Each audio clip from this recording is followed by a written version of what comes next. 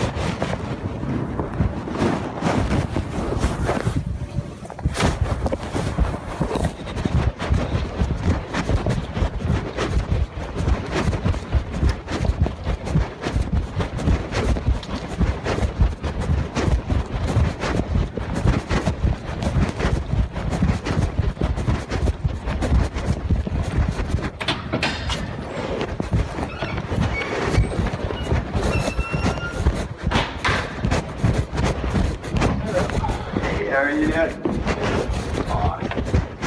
Hey, how you guys doing? It's a shaky spot. There. Go ahead. Awesome. Yeah, 5 minutes, so hopefully people start rolling now. Yeah. My name's Christopher. I'm RJ. Yeah, nice to meet you. How did you guys hear about this? There's a sign outside of work. Oh shit, whereabouts?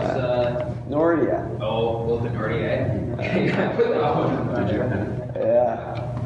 Yeah, it was scary stuff. We saw that. I had no idea, to be honest. I came to Peterborough like a year ago. I was in Kitchener-Waterloo before that. Scary stuff. Yeah. Been around for Peterborough for a while. Kevin's been around for a long time, eh? At least a few years. I guess, yeah, I started noticing him maybe like 3 years ago. 3 years ago. But I think he started to like do events like maybe just in the last year, Yeah. as far as I can tell. I've seen like other people, there's like maybe a couple of neo-Nazi looking types that I've seen like maybe once or twice, but they like come and go, you know? Yeah. Yeah, it seems similar downtown. You're walking down the street, pop that. Yeah, I guess the trouble is you don't really know, unless you see up close and like see what they're representing, it's hard to like know for sure what their politics are. Yeah, because I mean, you do get like kind of old school like rash people or something around. You don't want to yell at someone and be like, oh shit, they're a comrade. They're actually anti-racist too. Yeah. How about you folks? Like, was this a big thing where you were previously kind of thing, or? I don't really know that much about it, to be honest with you. I just saw it and I saw the ad out there. I looked up the page and I thought, yeah, I should probably learn some more about that. Yeah, sure. Same for yourself, yeah. You've been in Peterborough for a while? Yeah. Is this pretty new to Peterborough, like with Kevin? No, I grew up in Buckhorn, so Oh. I'm from the area, right? So Yeah. I was in Peterborough for work, so Okay. we're roommates and he wanted to go, and so all right, I'll go too. Yeah, sounds good. Yeah, we're gonna have to figure out what needs to happen here. I'm hoping, I know Mikey, who was at the meeting a while ago, said he was coming tonight. Talked to a fellow named Seth, said he was coming tonight. We'll see if there's a few more people coming. Awesome.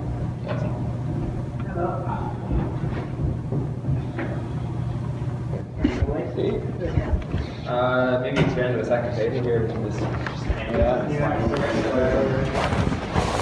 push tables together.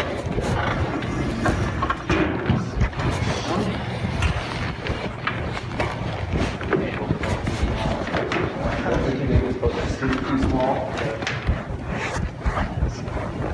Yeah, like positive ideation or whatever. Yeah. build it and they will come kind of thing. Yeah. Yeah.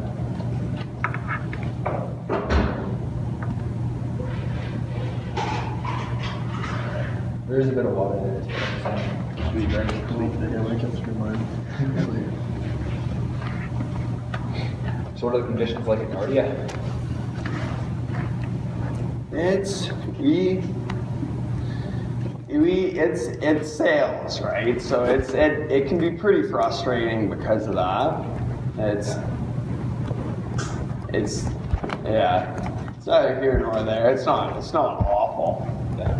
But Good work environment. Yeah. It has to be because you do a lot of negativity. Yeah. That's what we yell at each other about. yeah. I've had a friend with me in Nordia for a while, and they just seem so much happier after they quit. Yeah, that tends to happen with a lot of people. Yeah. There's always so much yelling that you can take. Being told to fuck off and go shoot yourself. Yeah. Wears on you. You develop thick skin. Yeah, I've been looking around. I've been looking around the last couple weeks, to be honest with you. On your last five of it. Yeah. How long have you been at Nordia?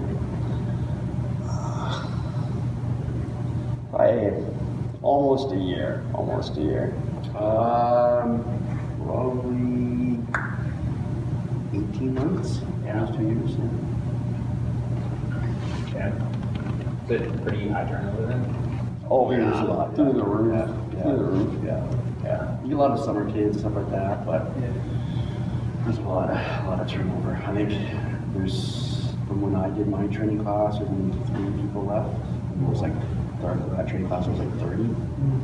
Yeah. Yeah. Keeps people move through pretty quick, eh? Pretty much. Yeah. Yeah, I'm actually the only one left in my training class out of 10. Yeah, bigger turnover. Yeah, so How to do it. awesome. I think there was open if you want to open. I might watch the last night.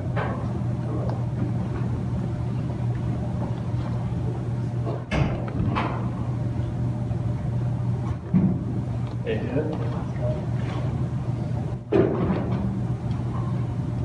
What's up, Mark? Second. Okay, if you want to grab a glass of water, there's some water there if you need it. Let's wash them back that way. Yeah.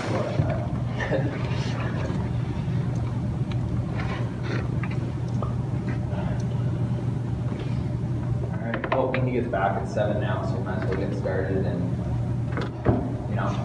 see what comes of it. People trickle in.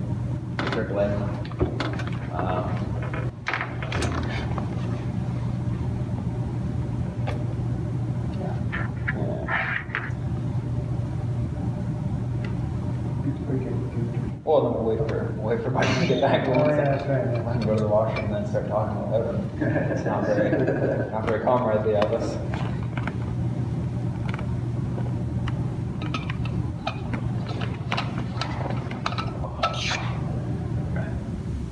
So Stu, did you go to the last meeting Tuesday, I want to say? Like yesterday, I think it was? No, like, was that? Off the other group. Yeah, I didn't go. I kind of felt like they had it under control. Yeah. So folks that were there. Kind of knew what they wanted to do. Yeah. I don't know, did anyone else go to that one? I think we did. Me. Well, I was at early meetings for that group, but I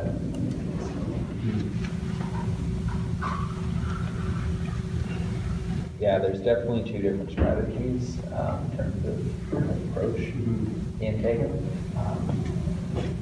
So just not the Happiness Monday meeting. Well, not quite as much, maybe.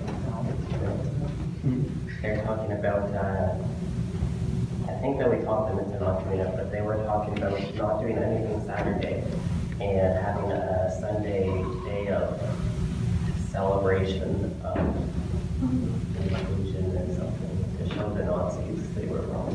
Awesome, that's kind of fun. I really gotta listen to that one. Yeah. All right. So I guess, yeah, on that point, Kevin Goudreau announced his rally, I think, on the 7th or 8th. In the 11 days since then, there's been a bunch of different kinds of organizing happening. Maybe just in terms of what we know about Kevin, just go around the table, kind of get that on the table. I know, like, he's the leader of the Canadian Nationalist Front. Near as I can tell, the Canadian Nationalist Front doesn't consist of a huge amount of people other than Kevin Goudreau and some friends, it would seem. But he does have support of some, but not all, of the white nationalists across the country. He's alienated from Storm Alliance, which is a fairly large new group that broke away from the Soldiers' Vote, which in turn were they started from a Finnish group that is like hardcore neo-Nazi fascist types. Killed someone last year. Yeah, killed someone last year. So Storm Alliance is disavowing Kevin Goudreau publicly. That Colin O'Leary, who's their main spokesman, said that. That seems to be more along the lines that Storm Alliance is just a lot better at imaging than Kevin Goudreau is. They're very good at putting the message forward that we're not racist, we're just in favor of a white Canada. So they've done a lot better job of trying to do these kinds of actions, like they do things like work in soup kitchens or do free needle pickups to try and kind of cover their image. But when you look at what they're doing, they're also doing like street patrols, which is what happened in Finland, where they're going along and then, you know, if they find someone they don't like because they're homeless, whatever, they beat them up. And that's started to happen in some places across the country, particularly Quebec, where they're a lot stronger. And the movement there in general is a lot stronger. Yeah, is there anyone else, in terms of what we know about Kevin, people have stuff they want to bring forward? I just want to add, I don't know if it is public to everybody yet, but there's a location for his rally, the square, the Federation Square, which is scary that they pick a big venue, because that means that it's more than 2 people, maybe it's 4, but. Yeah, I mean, I think, it might be an aspirational move on Kevin's part, where he's kind of doing a power play and saying, look, we have this massive venue now, everyone's going to show up. But I don't actually know if that means we can expect, 100, 200 people, so much as just they're trying to seem more official. Like what I saw, he said, I've got permit in hand, so it seems like he's really trying to legitimize himself in a way that he wasn't before. But, it'd be nice to not let him have that platform to kind of spew his shit. Anything else people want to bring forward? It's interesting. I think that a lot of these folks, it's how we approach these things is that it's very, if you're talking about soup kitchens and needle pickups, it's kind of like this is how these folks kind of start doing things, and we're kind of seeing that happening in Peterborough with Goudreau, kind of marketing this as like an anti-immigration, like Trudeau rally, when like that's not the case at all. Like he has a swastika tattoo on his chest, so like it's one of the things where we have to really get on the ball with this before it becomes a problem, because it will become a problem. You've probably had more experience with Kevin than anyone else. What's your read on him? Well, I get the impression that he's volatile because he but maybe more likely when he's drunk, because he attacked a friend at the spill who was working there. He kicked him out. I've had direct conversation with him. This is another night in the same bar. He was there. I had a direct conversation with him. I was asking him to renounce his beliefs and this kind of thing. And it was kind of a long conversation. He kept trying to divert the conversation from that and try to relate to me with things that we might have in common, like punk music or oi music. And I kept bringing it back to the subject, and then eventually I like gave him the question again, and then he said that he wouldn't, and like if he posed the same question to me, like how would I respond to that? And I was like, okay, well, look, hey, it's like you're gonna have to go if you don't. That's your beliefs or whatever. Yeah. And so then he was like, can't I just finish my beer? And I'm like, no, get out. And so in that instance, he didn't like fight back, but I also evoked like the crowd that was there. Like, people would be outside with me, and so you have to. Yeah. Yeah, I mean, I think Get folks cut up a little bit. for sure. Yeah. So we're just talking about Kevin, what do we know about him? Kevin Gaudreau is the one that called the rally, and I'm sure everyone's probably aware at this point. And just kind of going over, what do we know about him? So this was just saying, can be volatile, but also not necessarily volatile. Been in Peterborough for 3-ish years maybe, but only really actively organizing in the last year. And his group is the Canadian Nationalist Front. And then we're also saying that there's a time and place now for the meeting, or for his rally. What's the time? Time, late afternoon, seems to be. So, I think he has it only booked until 4:30. 4:30. So, Yeah, so starting at 2 is what I've heard, and going until 4:30. So that kind of brings us to the next question, I guess, which is what are we going to do about it? There's a lot of different kind of talk that's happened. I guess the other question going around the table, how many people have been involved in at least one other meeting up until this point about this? So like just kind of getting people caught up to speed, because I know a couple of us have been at a bunch of these meetings, but other people are just like totally new to this. So Mikey, you've been at a bunch of the meetings. Do you want us to go around? Yeah. Yeah, maybe it's your experience with activism and We this. got our community with an introduction. Yep. So people just want to go around, name, pronouns, and if you've been to any other stuff involved around this organizing. Yeah. Are you gonna start? I'm Mikey, I go by he pronouns. I was trying to co-organize about the first page that I found about the rally. Unfortunately, the difference of the approach and everything. But I have been to a few of the events. I was there for the meeting before last of like the big one that's trying to unite all of these groups towards this, where there was a lot of talk of people wanting to do an event on Saturday. But in that specific group, there was a lot of energy towards not addressing him or acknowledging him in order to not give him showtime, and also a lot of talk about instead doing something on Sunday to celebrate the community and diversity. But there's a lot of energy going on for those things. There's also, if people know about the chocolate night or something on Friday. I was thinking maybe we could talk about, if they insist on continuing to do that, we could talk about, security kind of force for them, maybe team up with a couple of them, because they would be targeted by Kevin in this group for sure.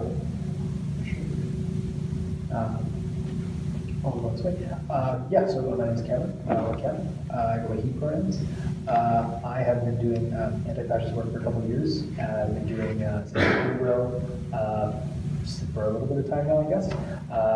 I haven't gone to many of the meetings in the last little while, but I plan to do that going forward. I've just been very busy with school, so it'll be good. I think anything else? It's good to see everyone here.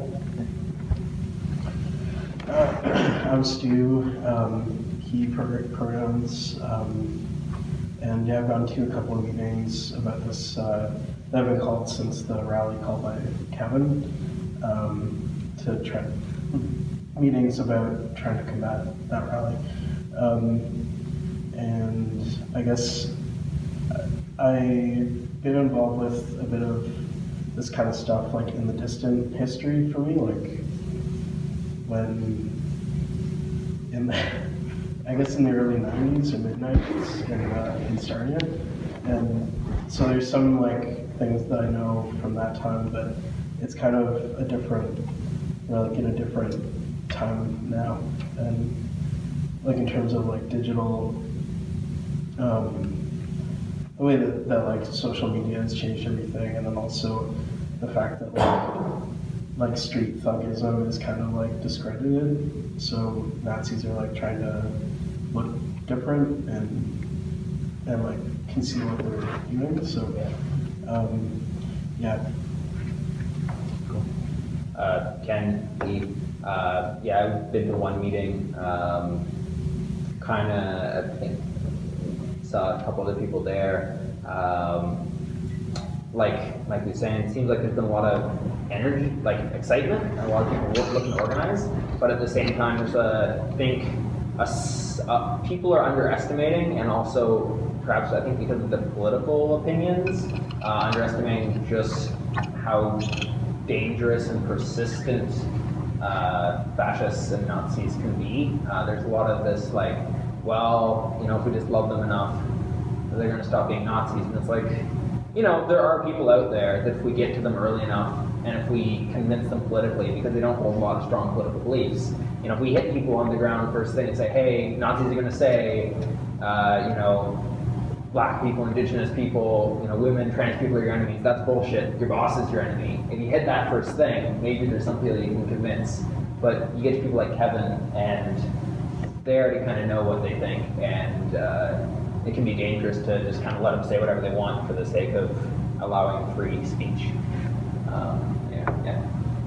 Carlin, Peter, I've been to two meetings for this already, and I have a similar view of the fact there's been it's concerning that a lot of people don't want to do anything on the actual day of this event, and people are really afraid of actually trying to deny these people a platform. And I think that's the biggest thing that we should be focusing on, is the fact that you're not going to stop these people from having these opinions. We know this. The most important thing you can do is stop them from spreading that message to more people. My name's Steve. I've been to one meeting as well. I would agree with everyone else that has spoken, but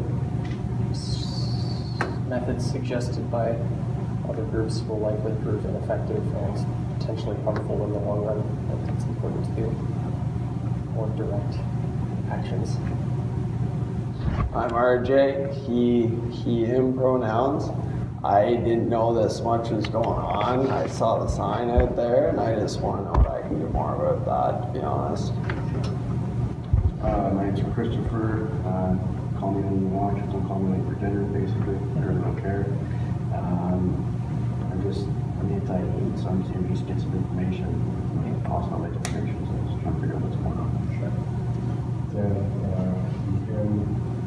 I've been to a meeting at Peterborough, so I'm excited to be there.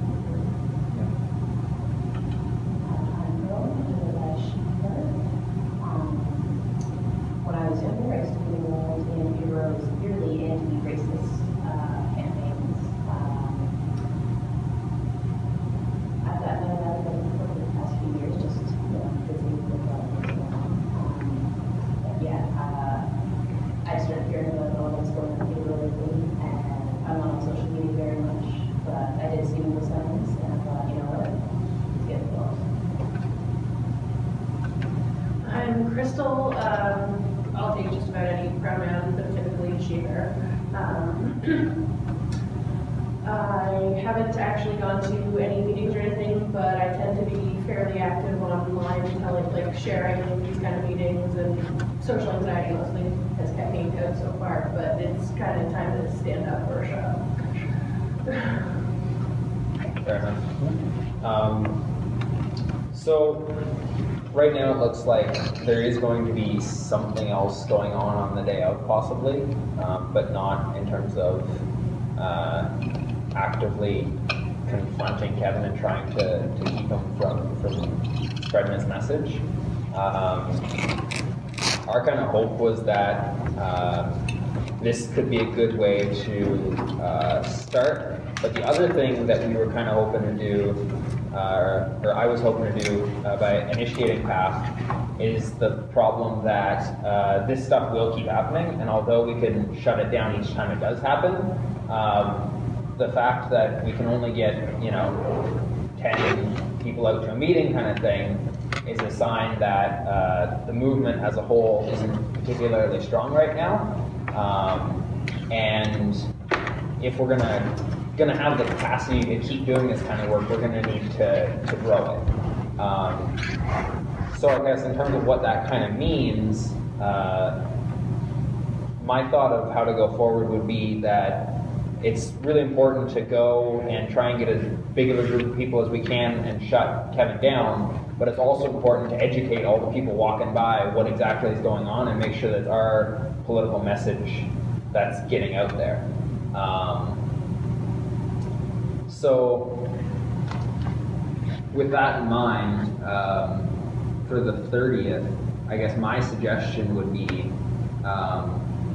we should call some sort of public rally to try and get as many people as possible to show up, because we don't know exactly how many people he's going to bring. Probably won't be more than 20, but that still means we're going to need more than 10 people to actively shut him down and stop him from getting a victory, a propaganda victory kind of thing. And of those people, my suggestion would be some would be involved in directly kind of just, I don't know whether we want to directly confront him and whether we feel that's in our capacity, because that has a whole separate set of risks and concerns, and if people are going to do that, they need to know what they're doing. But we can certainly make sure that he doesn't go unopposed, and make sure that he isn't able to just kind of parade over wherever he wants and call it this great big victory for himself, and look how much everyone Peter rallies behind me. And then to that end, I think part of it would also be good is if we could get some form of propagandizing the people who are going by, and make sure that every person that goes by that rally gets our message, and here it's like, hey, here's who showed up, here's what his politics are, here's what our politics are, here's why his ideas aren't acceptable. If you agree, here's something you could do that. What are your politics? Yeah, so that's the next step. It's the question of what are the politics in the room. So for PAP, there hasn't been a PAP meeting yet, so we can draft a mandate and put those politics forward.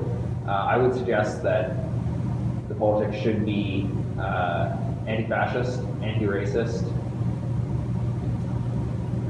anti-transphobia, and then also anti-capitalist. Because if we look at it, it seems to me that a lot of the violence and the nastiness that comes through these fascists stems from basically people being frustrated with the system. And so part of stopping fires that we have to put out is also thinking about the system and how that creates it. But we should go around the table for that. Pearl, do you want to start? Sure. I'm just trying to not always keep saying I mean, in general, I would say the full anti-hate of all kinds, like specifying this kind of hate, that kind of hate, that kind of hate, it just separates groups. So stating that we are anti-all hate, like any kind of hate against any kind of group, would be my first thought. Because fascists don't differentiate who they're going to hate. They don't care if you're black or gay or trans or disabled, it doesn't matter. I mean, they don't care what you are. I mean, you can be white, but you have Jewish heritage or a Jewish sounding name, and you're out. That's it. Exactly. Just. But yeah, anti-hate in all its forms. And then yeah, just like you were saying, basically stating that we're not the ones causing the problems, that the people that they're rallying against are not the people causing the problems that they are united against. But whatever the problem they have, they're not caused by these people. People who are opposed to immigration who say, oh, well, immigration, people take our jobs. I'm like, so your problem isn't immigrants, your problem is jobs. If you think that all Mexicans are rapists and all black people are drug dealers, then your problem isn't people of different color, your problem is crime.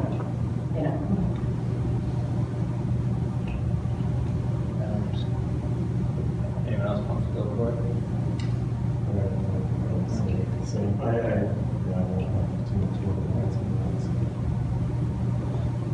Yeah, I mean, I'm just here to collect some information.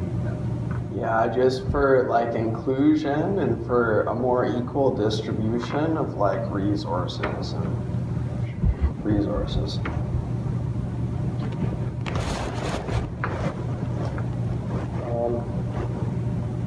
I would be more inclined to agree with Ken, I think, as far as his community. I like the idea of anti-hate, but I think I think it's pretty justifiable to hate Nazis. I don't think being against hate of all people is necessarily. I don't know if I'm wording that right, but What is it you said? I don't think it's a bad thing to hate Nazis. No, the Nazis aren't a cultural group, they're a political being. Yeah. I don't necessarily think anyone would say in this case, like, hate the Nazi, I hate the Nazi's views. Yeah. I hate the fact that this person had these views, if you can break those views of this person and they stop, treating people like crap, then I wouldn't hate this person anymore. I think the biggest problem with trying to organize a group around the point of view of meeting no hate is that it's such a nebulous concept that it's hard to actually have a concrete understanding of what that means as far as mandates of organizing. And that's why I think it's valuable to actually go in and do piece analysis and say, like, we're actually against these specific things and these parts of society. And it's nice to just be like, well, we're against the people that are being assholes in the street, but that's not good enough because it doesn't let us continue to organize anything beyond them. If your structuring organization is simply a response to these other political ideologies, there's no actual unity within what you're doing as an organization. You're just simply being against the group that you perceive as having wrong opinions. And so there's no actual unity in the organization that does that. So that's But we start listing things off and we need to start saying, well, we're not just saying, against, racism and against, transphobia, but then we also have to say homophobia and religious intolerance and xenophobia, and then we start listing off, and next thing you know, we got a list of 10 things. We can say we're against all of these things, but the overall, it's kind of like with pride, right? Pride isn't about just gay, just bi, we don't just have the lesbian parade, just bi parade, just, it's everybody, it's a rainbow, it's everyone of all colors, of all religions, it's the whole group together, it's pride for everyone, pride in yourself. It's not even excluding straight people, because it's like, hey, come be allies, everybody, be proud of who you are, together. So you can list off individual things while also stating that our overall thing, you can literally be an anti-hate rally. Because there's one thing that most people get behind is, I don't want to be a hater. Nobody wants to be a bigot. You can have different kinds of bigoted views, but somebody can be racist and be like, whoa, but I'm not sexist. Somebody can be sexist, but whoa, I'm not homophobic. If you're not saying you're against all things, then you're basically saying, well, then some kinds of hates are okay. Those people are not our problem. And that's been a problem in a lot of the civil rights kind of fights over the years. When the feminist movement was coming along, they were saying, oh, black women in the back because we don't want to make it about black people. And when there was the black rights movement, they were like, women in the back, but we want to make it about color, not just about gender. With the gay rights thing, a lot of times trans people were being put to that because we're like, whoa, gay rights first, then we can worry about everyone else. Right? As soon as you start putting one thing forward, you're putting other people behind.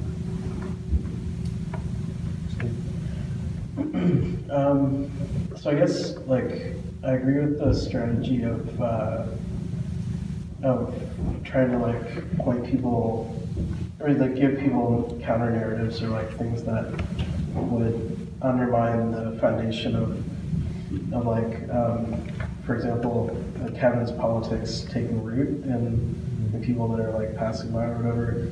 But I also think that it's important to be that it doesn't have to be explicit, or that it could be subtle, as opposed to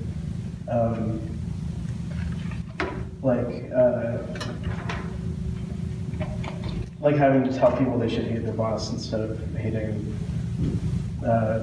people of color or immigrants or whatever, because people, I don't think people are incapable of forming their own conclusion. It's just that they have they don't have enough information. They also have other people telling them what to believe as well, and So, like, I think if we're talking about like producing information to distribute at this thing, then yeah, I guess I think that the most effective information would be stuff that engages with the political ideas that he's putting forth for this rally, as like seemingly simple as they might seem to us, but basically decimating them in a way that's like clear language and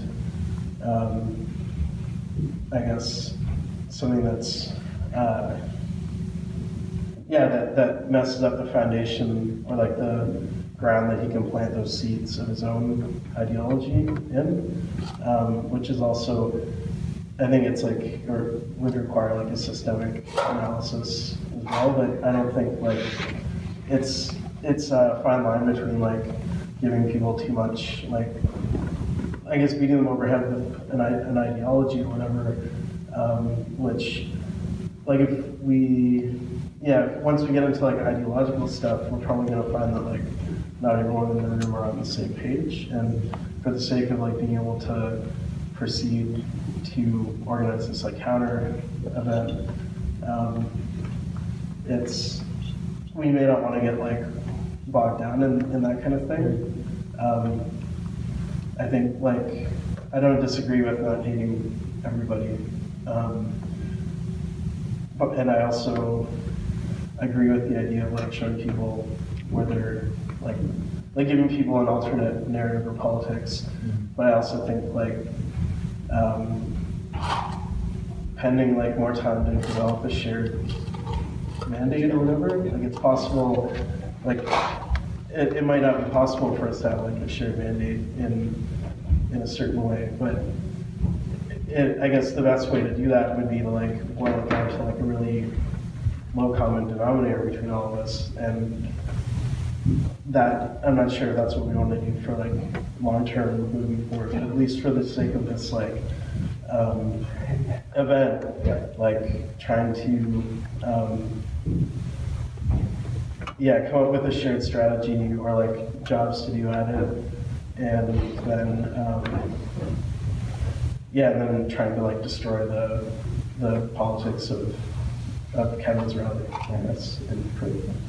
So okay, so in terms of what you're saying, so like you had said, like, you know, we had some sort of propagandizing thing during the protest, so it's like if each individual person can have a couple of talking points, right? Like that's a basic argument. Immigration, you know, they say immigration is bad because whatever, immigrants are bad because whatever.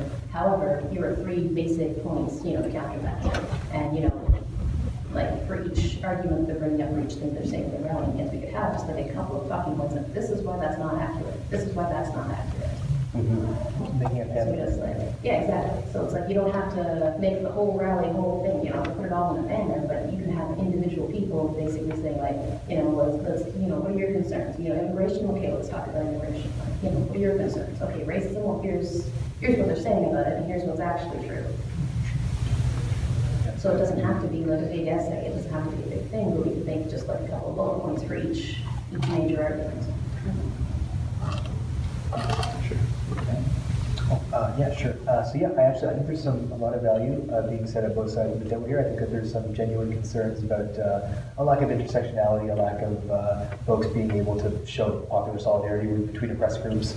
I think that's something that we definitely need to learn how to tackle, right? Because we gotta, when we're thinking about, you know, how do we combat fascism, how do we also make sure that it's the groups that are going to be attacked first are the ones who are given political power within the movement, right?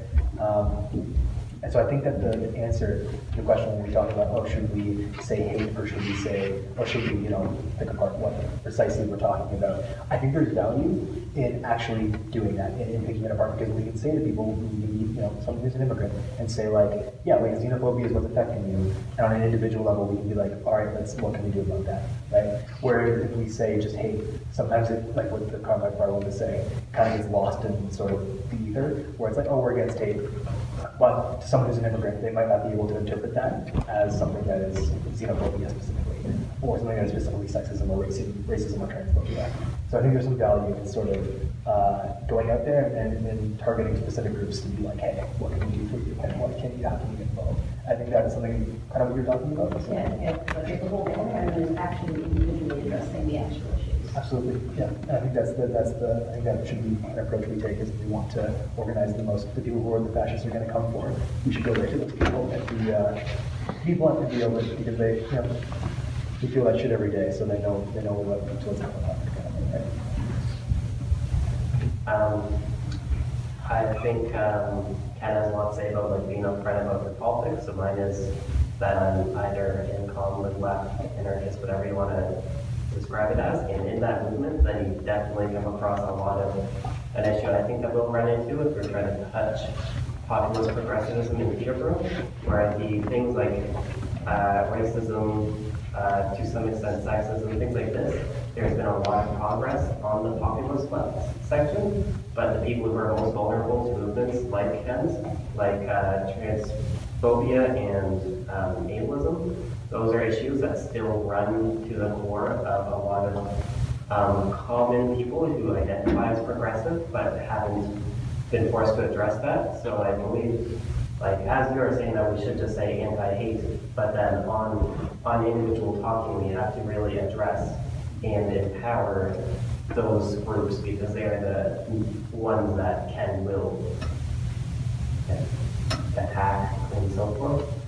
But yeah, definitely there needs to be representation and more that discussion and people who will be walking by and will stop and say, hey, like what you guys are doing. Those are the people who might accidentally or like might just have still intrinsic to themselves that they haven't questioned yet. Notions of transphobia, ableism, and so on. Or racism stuff. Yeah. Oh, yes. Yeah, and honestly, I think that should be one of the talking points, that I know a lot of people who don't think there's racism in Peterborough, because they don't experience racism in Peterborough. When I say that, I mean like people who say, "Oh, I'm so progressive." Yeah. But the same people don't think that they're racist. Yeah. You know? But like, we'll tolerate your friends saying stuff and have other people do things, and just like, we'll tolerate a racist atmosphere. If somebody's being attacked or whatever, they're not going to jump in to help them or anything either. They're just like, I'm not doing it, so I'm not racist. But on the other hand, I have had friends who, coming from that town, and friends who are in fact white, come in and tell me, like, oh my God, the racism that I've seen in Peterborough. And I'm like, wow, you're seeing it now. It must be bad. Like, it's taken some of my friends, like, being with me in a room and seeing something happen where they're like, wow, does that happen all the time? Yeah. Oh, yeah. It's just a little thing, but it's just one of those little things that happens all the time.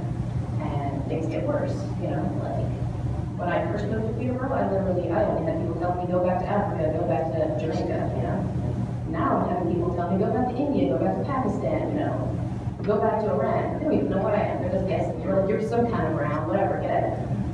I'm like, I've lived in Peterborough for 20 years. I've got people who moved here last year being like, you don't belong here. I'm like, fuck you, buddy. But yeah, and again, like, she's seen a lot of it herself, and she's had to, like, literally wait until I left the room to then talk to other, like, there's people, just acquaintances, and be like, no, really, guys, this is not just like a when she's in the room situation. This is a serious thing. Like, stop. And the amount of times we've had to explain something to people who just didn't understand. Oh, isn't racist of this? Yes, and let me explain why. And let me explain that I don't think you're a racist, but I understand that you have views that you just didn't know any better. But let me explain better. And once they understand, wow, I didn't need to, like, no, well, But it's really prevalent. And I noticed that, like, a lot of the perception is that we don't need to get out the rally, because whatever, the rally was only 2 people, it wasn't even a big deal. Just because there was, rally Peterborough doesn't mean that Peterborough is racist. Peterborough is fine. There's nothing wrong with Peterborough, blah, blah, blah. Yeah, but if you don't think so, if you're not willing to stand up against it, how much do you think the rest of the city is? Like, if you don't think it's that big a deal, then it's definitely that big a deal. The fact is, it's that big a deal.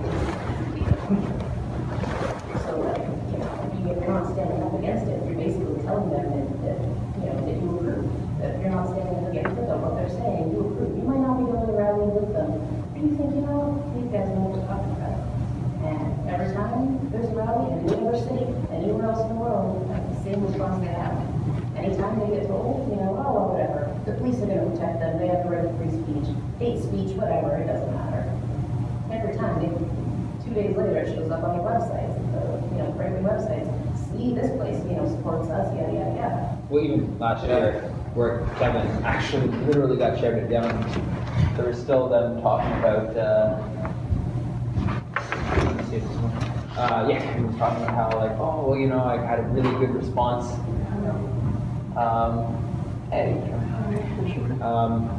How well received it was, kind of thing. Yeah, exactly. So that's,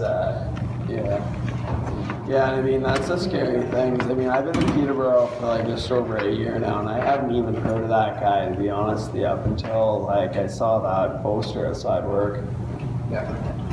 Has somebody been leafleting? I haven't seen any posters yet. Is he leafleting around town? Or is it- I don't No, know. I saw the ad for tonight, Oh. but I've never even heard of Kevin before I saw that ad, to be honest with you, and I've been in Peterborough for over a year.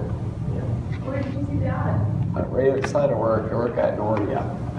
No, for this meeting, sorry. Yeah. Oh. Yeah, he hasn't put up any posters that I've seen at least. Or they'd be short-lived? Sorry? They would be short-lived if you tried. Yeah, I think you he could will. expect to clean them up, and I haven't seen them because somebody would keep them there. Yeah. So, like Stu was saying, key now probably is just get something figured out for the 30th kind of thing. So, in terms of what can we agree on, the things that everyone seemed, or what I'm hearing everyone's on the page with, is that we need to create some kind of propaganda to, I've heard the term inoculate used, basically give a counter message, and then the other portion of it has to be we need to stop him from getting any press kind of thing. We need to make it so that if you look in on the street, you're not going to say, oh, there's a bunch of neo-Nazis rallying. You're going to say, not really sure what's going on in there, but I'm not seeing any neo-Nazis kind of proudly marching back and forth. So that seems to me to be the two kind of things that need to happen. The other thing we should plan for is it has happened in the past in other cities where they'll call the rally and then they don't show up because they're worried about too much of a counter demonstration showing up. I mean, that's a great victory for us if it does happen. But we should also have a plan for if that does happen, so we don't all get there and go, oh, okay, well, what are we going to do now, kind of thing. It's the same thing. Yeah. Still tell people. Still tell people, still panic, yeah. The racism, homophobia, xenophobia, these things are all bad. Yeah. You might have been hearing these things on the news or on the internet. Yeah. Don't listen. Yeah. So,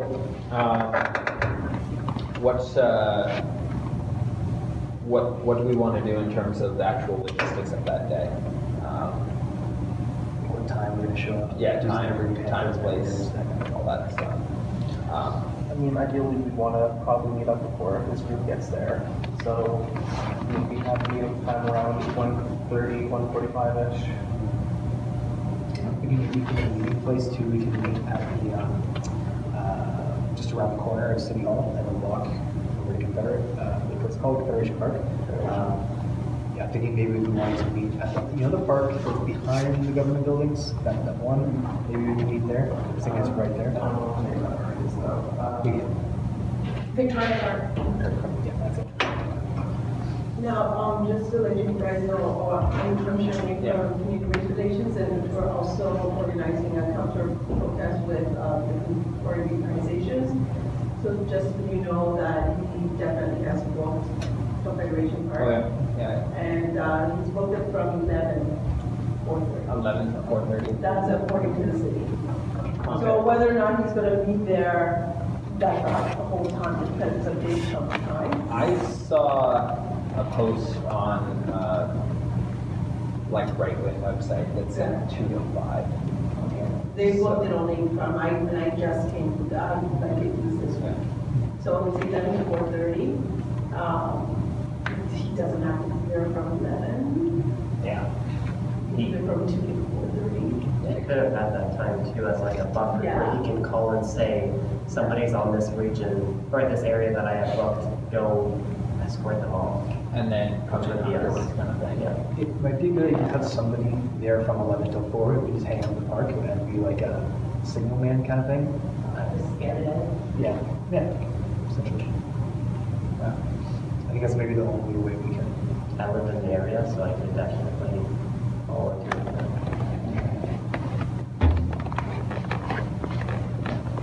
Does anybody have a background in graphic design or anything like that, though, for making the posters, banners, etc., that we want to put around town, as well as the pamphlets that we might be able to have? I can take that on. For the content of the pamphlet, I imagine that folks have some things to say. So maybe if folks wanted to message what they wanted to say to the Peterborough page, I can plug it into pamphlets. It might actually be a better idea if we wanted to get together for another meeting and do it then.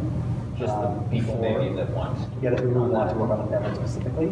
Just that way we're in the same room, it's a little bit easier to coordinate and edit. That'd be good though.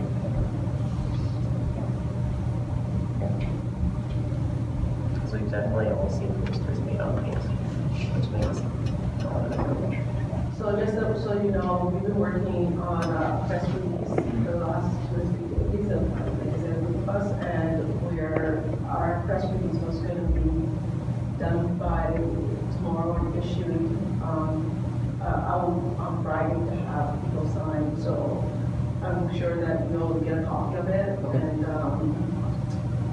yeah, and we're definitely also doing a banner that would have messaging and white supremacy, love is here. We'll also be doing stuff that the stores hopefully will put in the windows.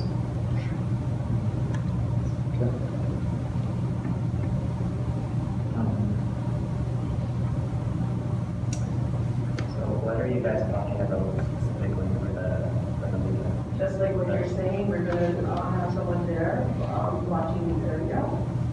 Because we don't know, he may not show up, like you said, or he may show up. So we're going to have someone there from before 11ish, the whole time, then 4:30. And we're going to be across the street. We booked that St. United Church. So we're going to have a few people there with our banners. We're going to be as loud as possible. We're going to have music. We're going to just have the whole speech. We're going to have speeches. And then we plan to have a banner that will be on the sidewalk, large, we'll say, love is here and white supremacy. And it's going to be very large. Is that for the day of the? Yes. So on the 30th? Yes. Okay. Yeah, the video. And also for next day, we're going to have a little pop-up kind of get-together.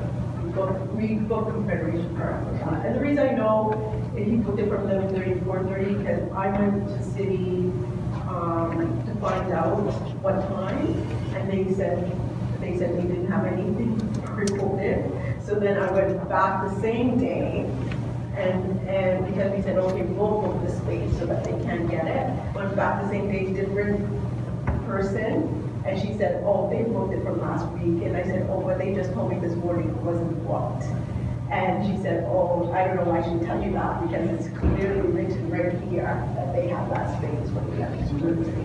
Does it just say specifically who booked it, or did it have an It has some anti-immigration,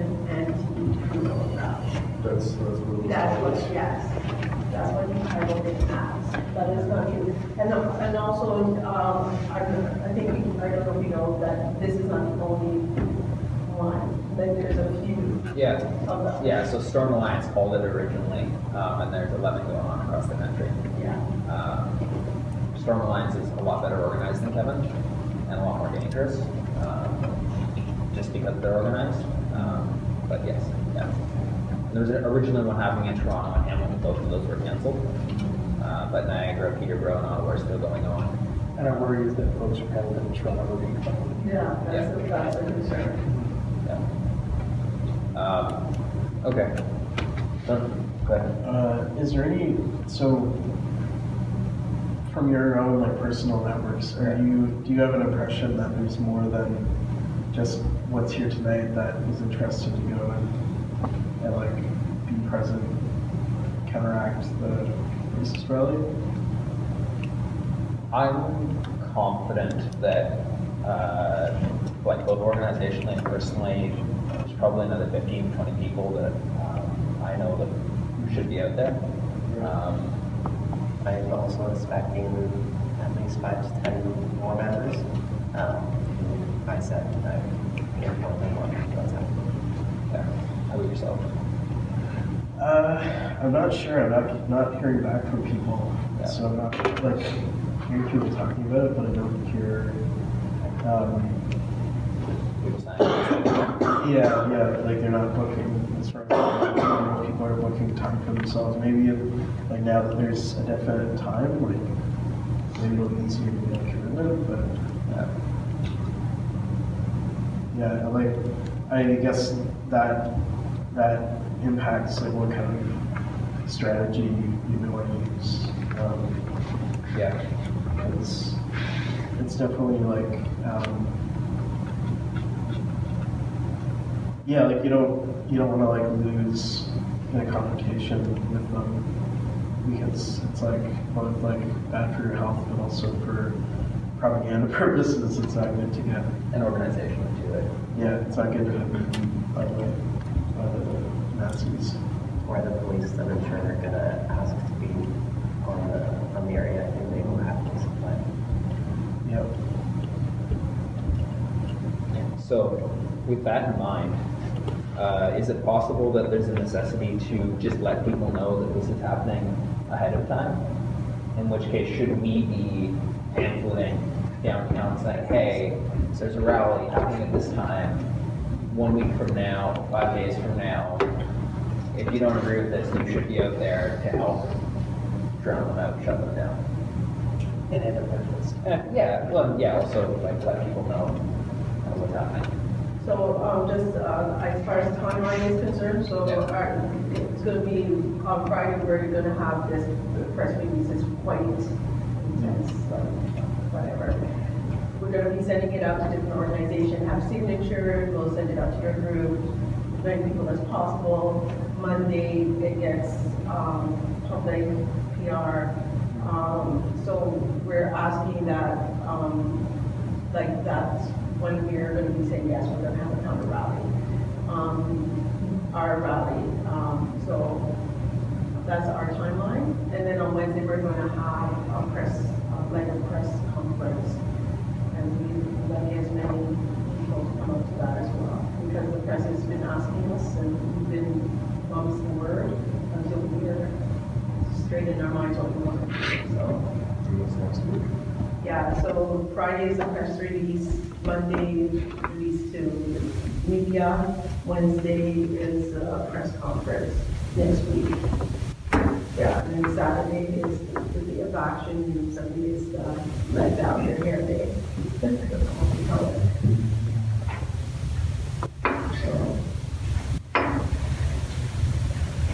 Well, we should decide as an organization whether we want to follow the same timeline or not.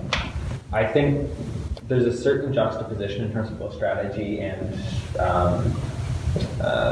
kind of the larger view on how fascism needs to be combated going on. Right. And for that reason, I think, I'm not sure, although we're working on the same cause, we're completely locked in step on everything. But it's the group's decision, and I'm just a single member of the group.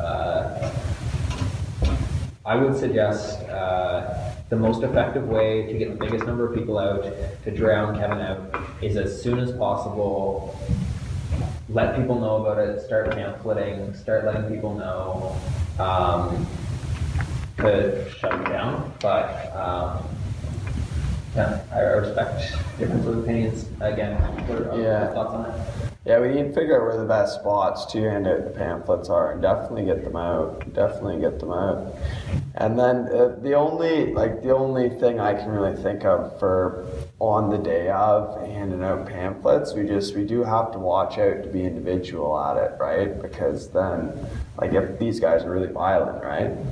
Like, you go out there individually, right? Yeah. You want to make sure, yeah, for sure. What kind of numbers are expected for Saturday? Well, we have the different groups. We have like Quick, we have Peace Council of Hero, we have the Community Center, we have Food Not Bombs, we have, I don't know what else, we have like faith groups there as well. We're hoping that we could get definitely, like, we already have technically a Facebook page, but it's like private, so, and private, even we invited only 200 and half of them said yes, they're gonna come, and that's only at 200. The last rally I did, the last month, we had 300, and that was just 2 groups. So we're hoping to get a good response, for sure. Yeah, definitely.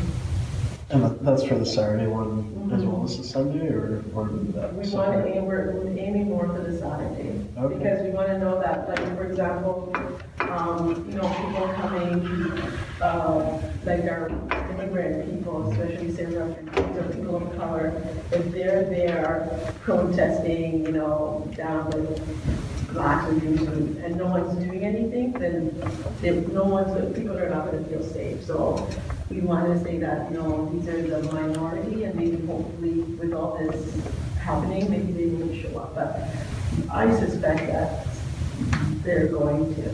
That's my gut feeling.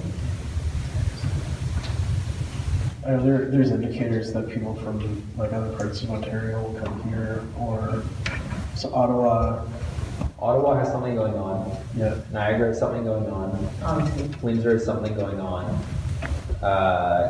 London, I think there might be something going on. But Toronto, there's nothing going on. Hamilton, there's nothing going on. Those are 2 really big centers. Right. And there's the JDL in Toronto, there's Soldiers of in Toronto, there's Storm Alliance, there's a bunch of different groups. So there is a possibility that those folks will show up. Plus just Kevin's own connections from Boy Tower. Yeah, and from my That's what I was going to say. So basically, even if you don't follow the exact timeline, pamphleting or just, putting up posters, even if it just was saying, hey, like, come out and protest against fascism on this day, like, it doesn't necessarily have to be the timeline. We don't have to say the guy's name or what the protest is or where he is. Like, we don't want to advertise for him. That's right. But telling people, like, if you were against hate in Peterborough, if you don't want this kind of thing in Peterborough, then come out on this day, around this time. Yeah, I think, Like, it doesn't necessarily have to be for, say, like, for this rally, for that rally, just show up. and your venue is across the road Yeah. from it directly, so we could even, Directly. even if we choose to do a different timeline, perhaps say to them that is the venue of the counter protest, just for the sake of legitimacy kind of thing, also not promoting where his rally is going to be. Right. So that they know this is where the counter protest is, this is where they will want to be to do the direct action. The only concern I would have is it sounds like there's 2 very different strategies. Like, if one strategy is to confront him more, the other strategy is not to. You don't want people confused on which one they're showing up to. If someone thinks they're showing up to a peace rally that's away kind of thing, that's very different than if someone's showing up to a rally that is, going to Peace confront. rally versus a counter protest. They're different things, and you don't want people showing up for one and think they're showing up for the other. Like, that's just. Or not showing But up even- at all because they're too confused. Yeah. But even raising awareness in the first place, like a random person on the street probably doesn't know there's going to be a rally. Oh yeah, I'm not suggesting that. I just think it might be. It could actually confuse and muddle things if you say, hey, show up here, and then people are like, well, I showed up for this. Or people show up and, okay, these people are going, oh, I'm going to follow them. Oh, no, that's not where I want to be. I want to be over here kind of thing. So are we going to list? Oh, go ahead. It's like we could give the information that multiple groups are planning to, counter this with an anti-hate rally or, a peace rally here or a counter protest there, just saying that there are various groups coming together. You don't have to say this one group or that one group, or this group is doing this group's doing that. But at least it gets people looking up the information on their own. They can find that online or, check out each individual group. So where are we going to put on our posters? Are we saying that our venue is Confederate Square and say, come to there where we'll be counter protesting, or are we I going would to say- stay in that venue? I would say across the street so that you're not, people showing up and like showing up on the campus doorstep. Like, Yeah. and you don't want people showing up and being at risk until you've got enough numbers that everyone is safe that shows up. And do we, I assume, aren't going to get a permit for that or anything? We're not going to be able to get a permit for the same location. So across the street is going to be, Just on your point, yeah, we definitely are not, haven't named that person, so we are not giving, like you said, any pre-PR. And definitely, if you say Confederation Park on your posters, the city, because when we were planning our rally Be very careful. last month, the city called me because she goes, you don't have a permit. And so we had to get a permit. We've had like 4 rallies, and that was the first time the city, because she said the legal team called and said, do you know they're gonna have this rally? So we had to get a thing. So if you put Confederation permit, you're gonna have the city calling you and saying, where's your permit? But you can definitely be on the sidewalks. You don't need a permit for those things. are we allowed to promote organizing just outside of that? We won't run into. Yeah, on the sidewalk. On the sidewalk, yeah. I wouldn't be worried about it at all, to be honest. I think there'll be no problem. All right. So this is You have the right to protest anywhere we want to protest. this There's a rally, rallies and protest, There's a decision here that has to be made. We should actually make a democratic decision on that topic. So I guess the question is, where do we want to gather for more confrontational rally, or do we want to do that?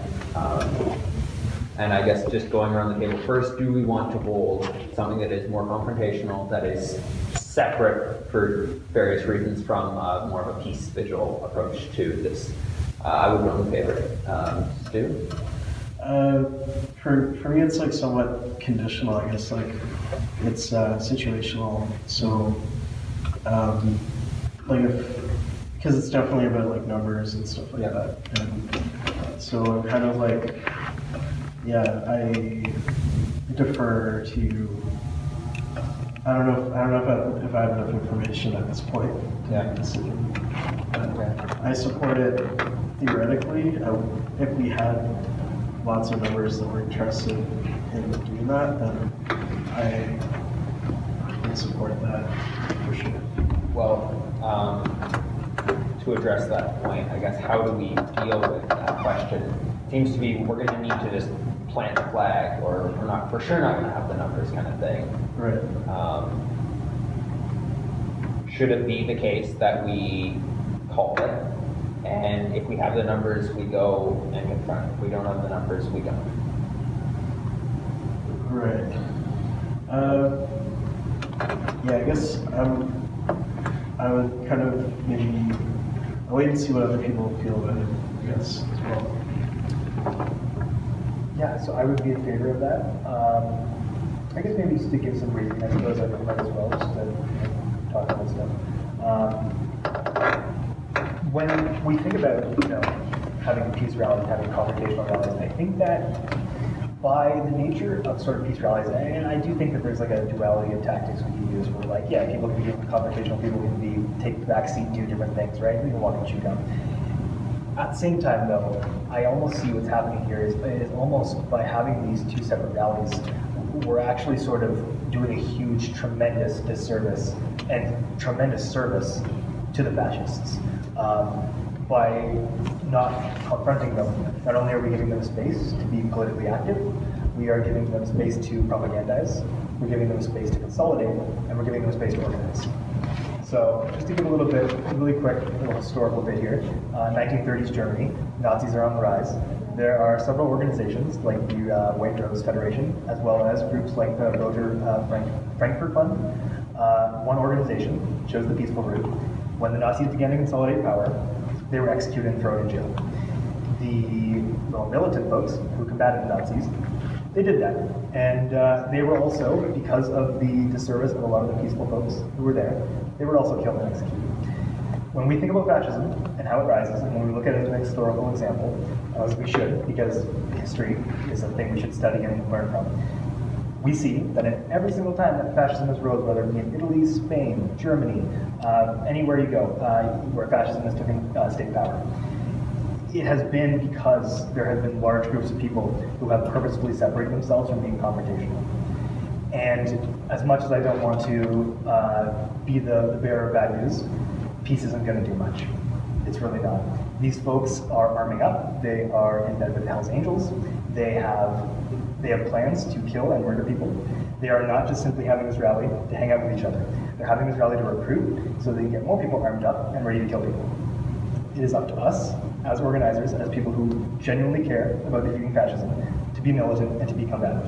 And if we don't do either of those two things, fascism will rise, because that's what it's done in every single country, where people decided that peace would be a better opportunity than combativeness. And what I'm seeing here is sort of very tragic, because I'm seeing a repeat of history, where it's like, folks, we've made these mistakes so many times. Let's not make it again. Let's get together. Let's shut them down. Don't give them the space to organize. Let's organize on the day. Let's say Kevin Goodyear. Let's say they're Nazis. Let's say this is what they're doing. Let's tell people what they're doing, because they're telling people what they're doing, and we should be able to reveal the reality of the situation to people.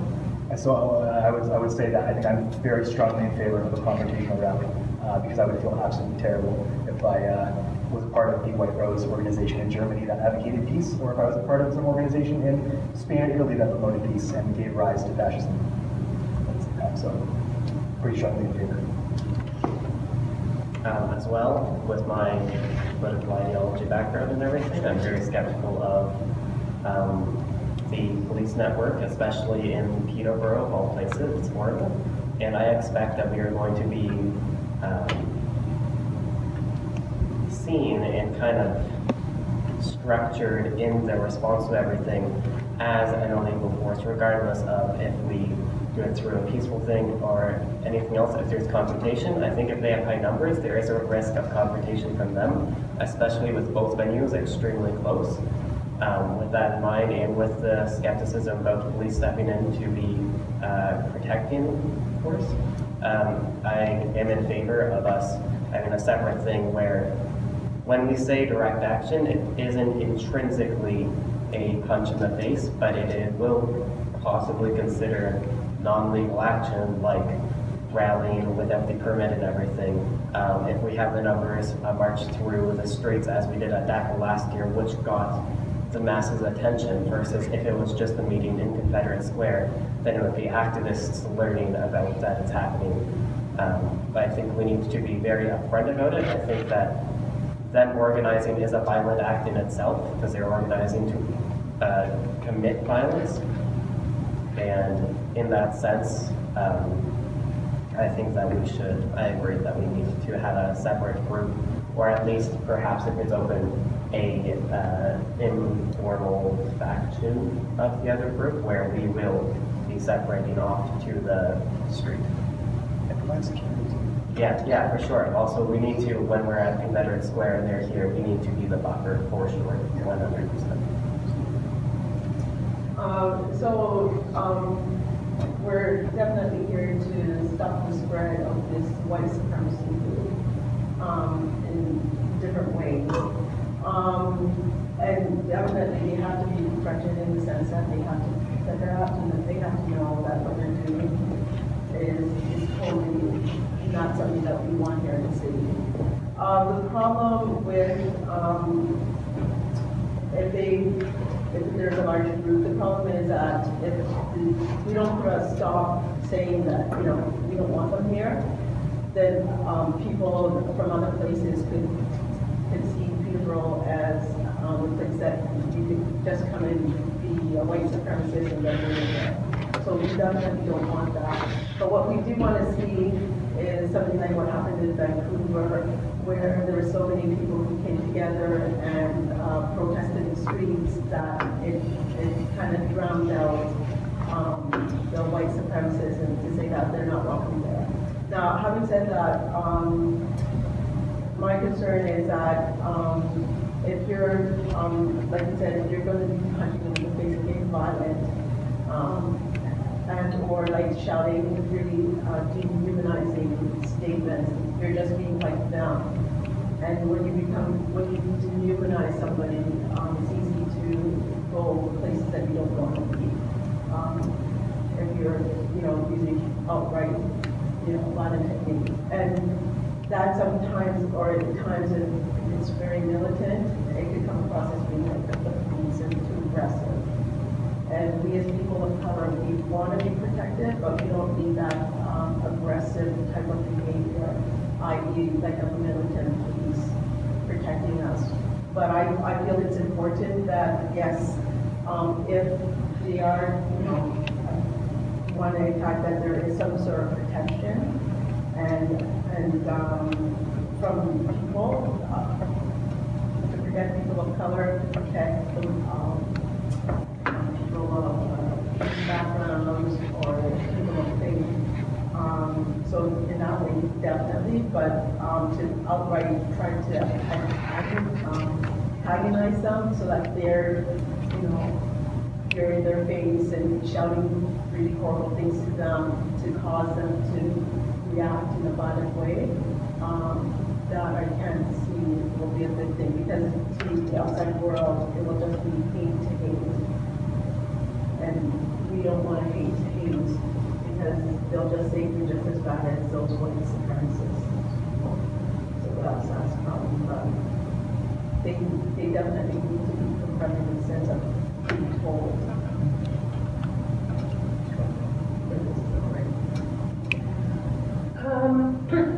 I'm definitely in favor.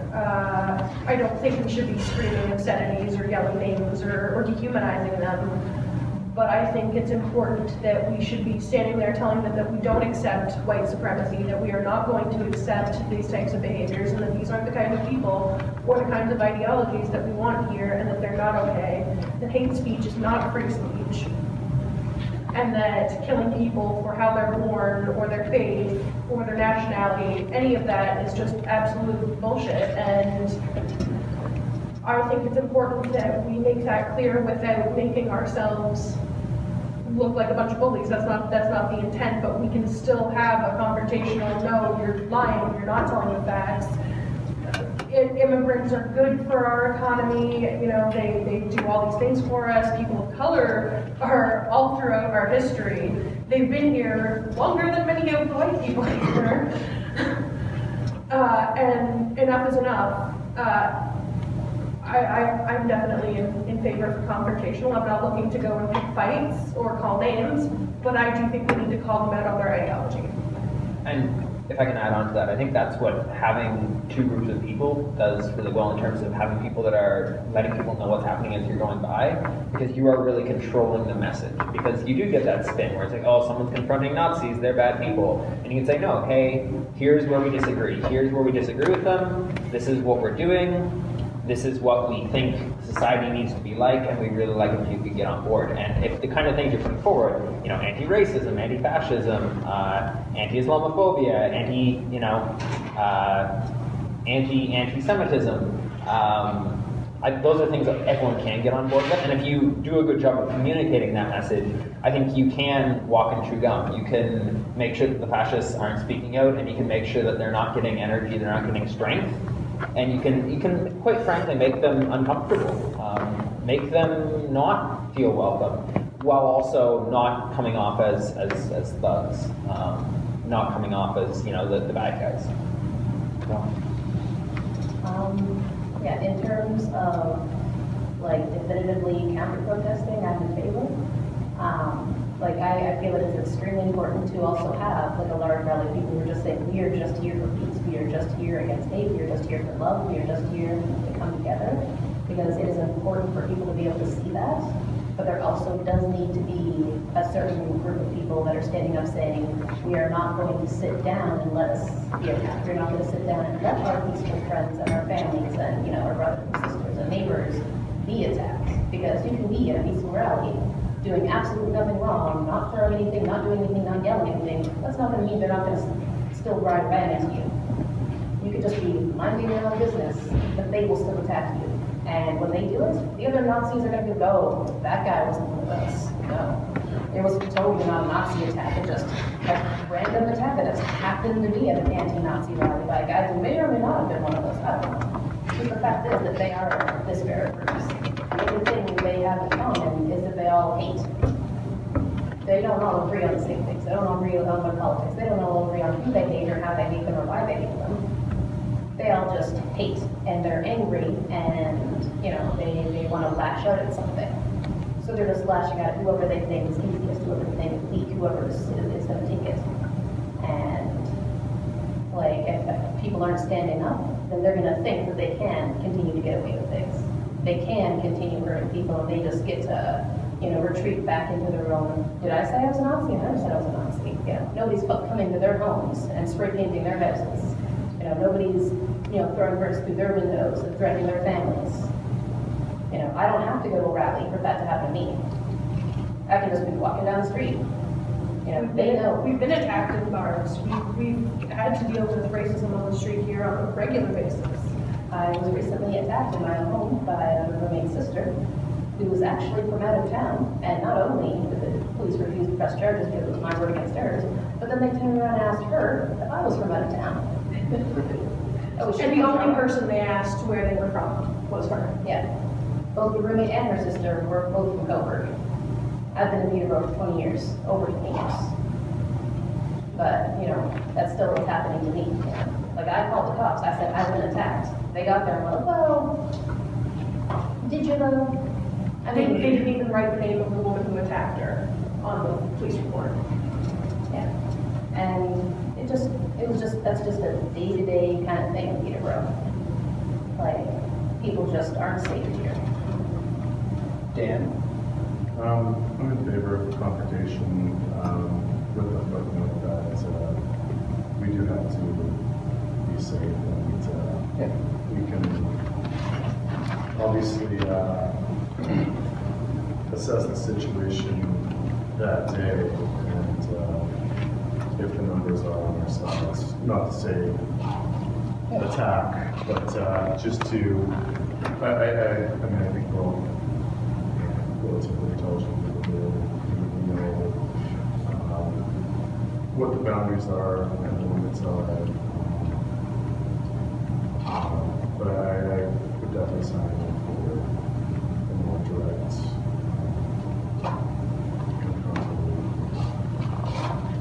protest. Being smart about it and not the term all that has been for the last couple of months.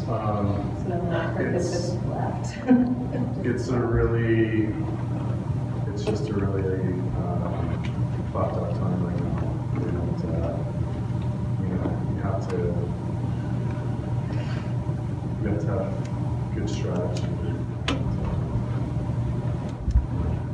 Not get lumped into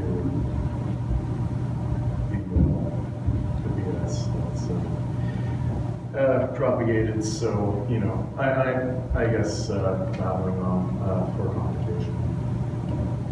Sorry, just to clarify that, I do mean, fully non-aggressive, like counter-protesting, like counter-message. Yes. You know, being on the sidewalks in front of the park, but not going in there. We don't need to be 2 inches from their face. Exactly. Yeah. Well, We don't need to yell at I- them, we need to talk to the people walking by. We don't need to yell at them. I'm not sure if I exactly meant that. I just meant, if there's enough people and everyone is feeling safe, that maybe we can get closer and not try to instigate violence by any means, but I think that there's more of a direct message if you can visibly see, more people like in Vancouver, like in Boston a few weeks ago too, where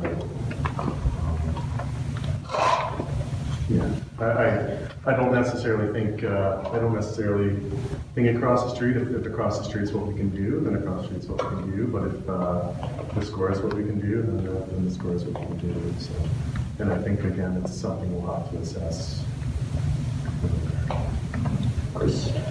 I think the problem you're going to have with actually doing a counter protest is the people you're countering. Their whole pedagogy is hate. So if you're going to start talking to them, it's just going to become a shouting match, which means both parties are just going to start talking to each other. I mean, if you want to take an example, the pacifist revolutionary, whether it was Jesus, John Lennon, Gandhi, they were all killed because they were pacifists, right? So they they preached love and hate, but they also didn't really truly stand up for a lot of things, right? So I think you need to have that type of stance where you're going to say, look, there's certain things I'm not going to stand up for. Knowledge is power. So the only way to have to truly kill an idea is to have a better idea. So if we're here trying to confront hate, you need to speak about love and actually speak on the behalf of why fascism is a negative idea, why separating people is a negative concept. We all are inclusive, right? So I just think if you are going to do a counter protest and counter this guy in particular, with a degree of certainty, it's just going to get negative. It's just going to get a heated match, and you're just going to make yourself look bad. So if you're going to be counterproductive or counter the protest, you've got to attack the people who have it means most to, and that's the people walking by, which is basically getting them this information. Sure, this guy's sitting here preaching hate, but let me give you the alternative of why fascism is bad, why hating people for different races and different colors, different creeds, why it's bad, because then you're just going to make him look like a fool. And that's how you're going to win the protest. By actually showing people that the guy's a complete fucking moron, and here's how we're going to do it. It's just, I think that's just my take on it. So, yeah, I would say that it's pretty scary that the city would let like a violent racist organize something like that. It's like we don't want to be the ones to instigate the violence, obviously, but we obviously can't let them sell their message, right? So we do need to find a way to divert the traffic. The only thing about that is if they violently, what do we do to stop that, right? We'll have to make sure to keep it collective, right? Yeah.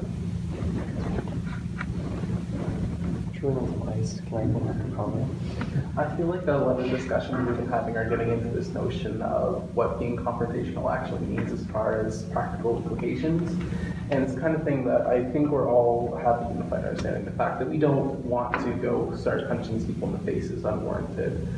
You don't want to be the people that begin get that violence, but you also have to be prepared for the fact that these people are going to be violent towards you. You have to be prepared to defend yourselves, and this confrontation and militancy that this kind of organization we want to have it's not a notion of going and trying to instigate with these people. We're not trying to get these people to start fights. What we want is that we want to make sure that they don't get a message out there, and we want to make sure that they're denied any sort of gains that they could get from organizing like this.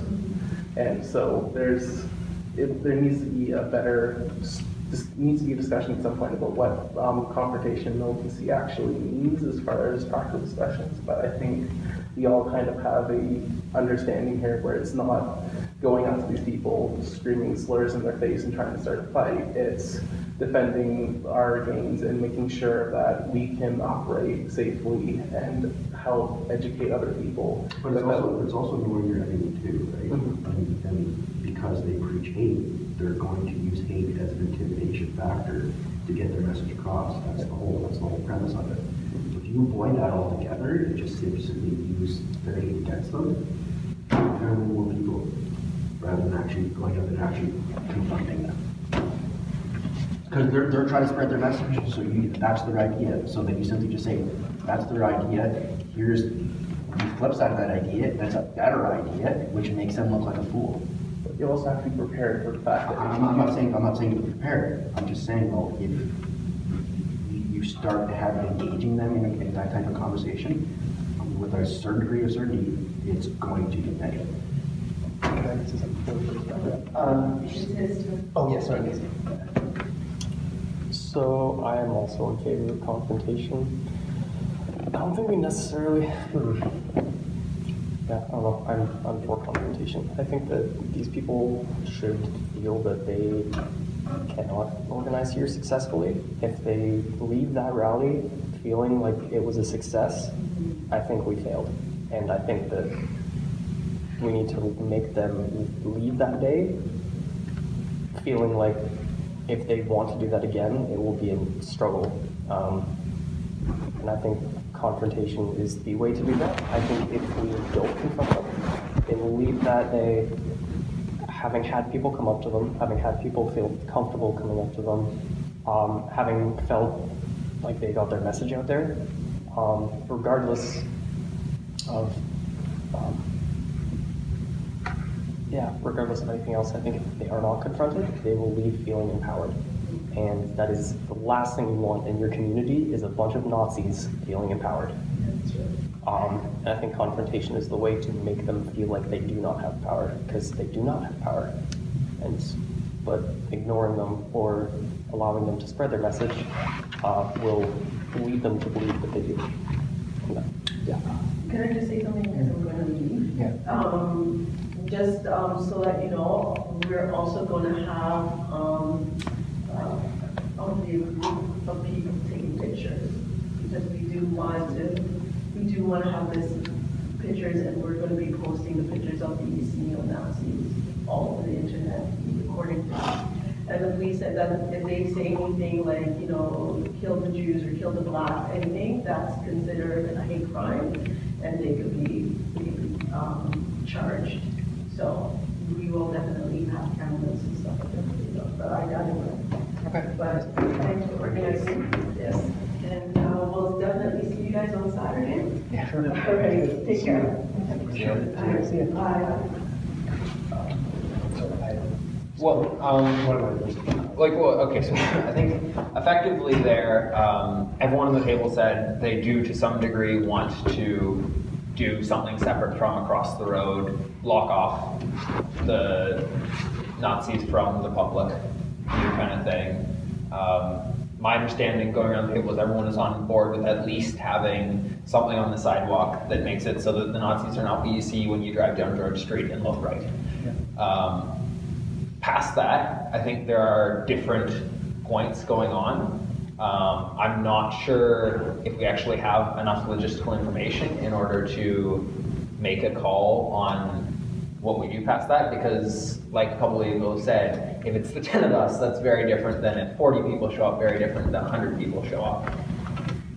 But the question is still, are people comfortable with the idea that we would block off the Nazis? And to answer your point, I think you're right, that if you get into this shouting match back and forth with them, you make an ass of both yourselves. And in any action I've ever done, the strategy has never been to like start yelling back and forth at Nazis, because they know some pretty foul things and can just yell at you. But you can shout over them. You can just be like, just chant, don't respond, like no matter what they do, they can say whatever they want, just stonewall them kind of thing. And just chant so that they can shout themselves hoarse, all kinds of profanities and terrible things, and you know, no one can tell what they're saying. And the important part is that we're getting independence, like that we're educating people, because the best way to crush fascists is to organize their base under them. Like the more people we're talking to, this is sort of all just a buffer. Like we're yelling at them to shut their rally down so they can't propagandize, but our real work getting done is community organizing, is getting the community together, you know. I feel like a lot of people would also have supported it if we couched it in terms of fighting hate and ignorance with information. You know, like the idea that we're pamphleting, that we're spreading real information and statistics, not just saying Nazis are bad, fascism is bad, you know, but that we're not just coming out to say, like, you know, screw these guys. We're coming out to be like, listen, the problem they're talking about are real problems, but this is not how we fight these problems. You know, I mean, just say that we're not trying to just fight them, that we're fighting ignorance, that we're fighting hatred, that we're spreading information to, you know, to better people's lives. That we couch it as a positive, you know, counter-protest, basically. Okay. Yeah, so do we want to call a rally or across the street publicly and advertise for that, not committing ourselves to anything more than that, because quite frankly, committing ourselves to anything publicly that could be illegal is always a bad idea.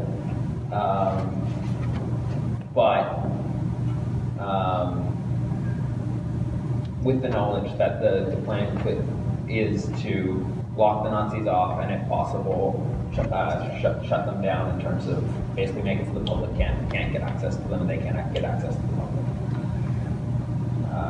Although, yeah. Okay, go ahead. My only concern is if we, again, if we couch it in those terms, but that's what we want to do, but if we couch it in those terms, then it's going to be presented as we're trying to shut down their ability to spread information. And that if we're trying to halt free speech, then once again, we're putting ourselves in a position of being the bad guys. Yeah, I mean, does anyone else want to respond to it either? Just because I've heard that a few times today, and I've been ruminating on it. Yeah, we've been talking about how, we don't want to push the aggression, we don't want to put that, But it's just like, it's how we state the message, not just what we're trying to do. Yeah, and I think the thing is that we have to keep in mind is that when we talk about like tactics and what we do like to physically, like in the real world, like what we're doing, I think these things have a political character that aren't dependent on what the actual tactic is, right? Because we can talk all day about, oh, is it like fascist to do this? And the reality is it isn't. Fascists have a direct set of political goals and political aims that we don't have, right? When we talk about fascists and we say, hey, what do you think about like shutting, us down? They would agree with shutting us down, but they would also agree with genocide and ethnocide and mass deportation. Whereas we don't, right? When we envision a totally different world than they envision. Our political goals and our aims are totally different from theirs. Just because we happen to also agree with shutting them down, I don't think draws a moral equivalency between the two of us. They have a definite set of aims, we have a definite set of aims. They're going to push for theirs and we can push for ours, but the reality is that if we don't adopt these tactics, they're going to win, because they're going to do it. They're not worried about drawing moral equivalency. They're just going to do it. They're just going to kill people. They're just going to take state power.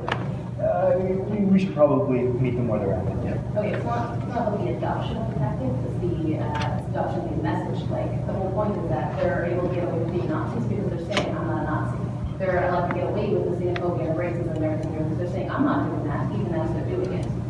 And if we live in a world where people saying that Black Lives Matter is a terrorist group because they're arguing that Black people shouldn't be getting shot all the time, we live in a world where people can swallow any message. Like, I've had friends, close friends who I know not to be racist, who have said, well, all lives matter.